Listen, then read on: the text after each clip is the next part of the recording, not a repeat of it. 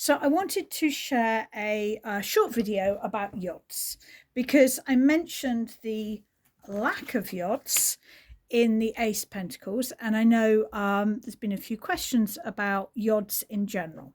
So I thought I'd create this little video. I am not an expert in the Kabbalah or Judaism or Hebrew or anything like that. So I'm going to be keeping this really practical. And if you're looking for deeper information, then I suggest you do find a tarot author that's got an area of expertise in sort of the more Kabbalistic side of things.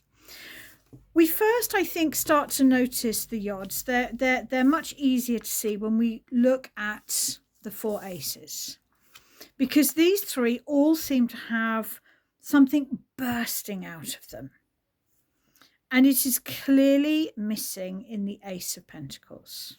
Okay, so in the Suit of Swords, we have these 6 small flame-like symbols, and if you really want to get into this, then have some fun with numerology. Okay, get a pen and paper out, start to count, the yods here. We've got 6 in total, but they are separated into 2 threes, and then start to, and it depends on how you love your tarot. I have done this kind of exercise, and if I've got a long lazy day to myself, I love this kind of thing. I would be getting out then all the threes. What do the threes mean? And exploring that. If we look at the Ace of Cups, again, we have 3 here. They try and look, and what I would say is don't sort of lose yourself in concrete meanings. Use this as a pattern for reflection, understanding.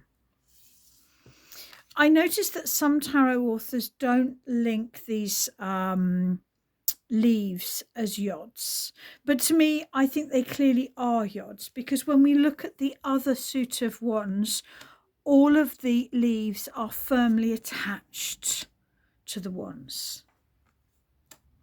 So I absolutely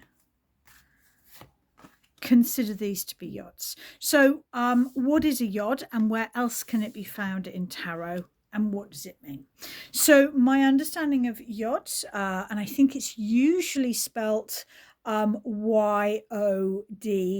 with an H or not an H, depending, is it's the 10th letter of the Hebrew alphabet, and it has connections with the divine or the God, and it can be used to indicate God.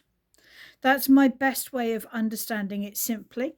But like I say, I have not studied it in depth.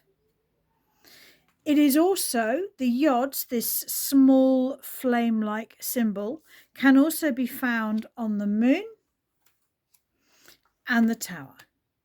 And when I see yods in a reading, and I would perhaps pay more attention if I've done a reading and there are 2 or 3 cards with yods, because if we look at it, there are only 5 cards with yods.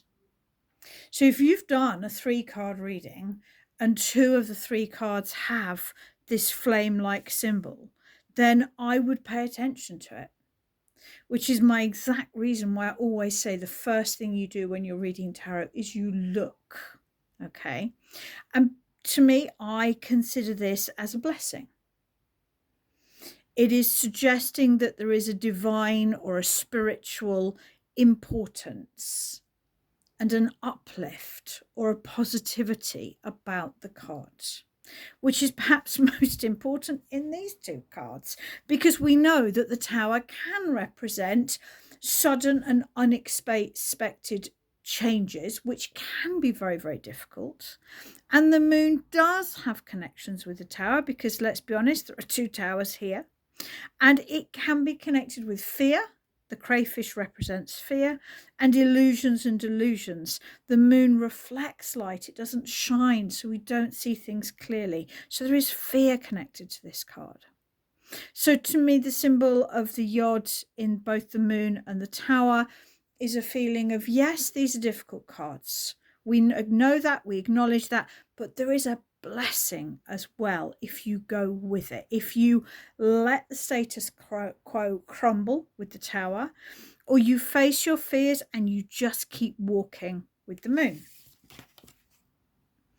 And then another interesting question is, why isn't the yods in the Ace of Pentacles? Now, of course, I did cover this a little bit in my Ace of Pentacles card. I'm going to recap quickly here. I feel that these three aces are sort of energy coming down to us. They're divine energy that is being intuited or received energetically, emotionally, or into the crown chakra, perhaps through an awareness or a knowledge or truth. Whereas the Ace of Pentacles is a fully manifested card. It represents the physical world. And I think this literally represents, having to leave the Garden of Eden or a place of comfort, or our connection with the divine, however we may want to perceive that, and becoming more independent. This represents, on one level, our individuation and separation from the divine. And so the yods are missing, not because it's not a blessing, but because it's less of a spiritual card and more of a physical card. And how I would sort of think of that in quite simple terms, I love that phrase, God moves mountains, but you better bring a shovel. This would be, the divine blessing. God's going to move that mountain for you.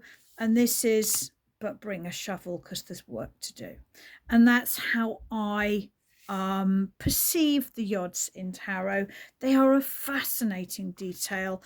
If it interests you, like I say, I would play around with counting the yods, getting a feel for where the numerology could take you.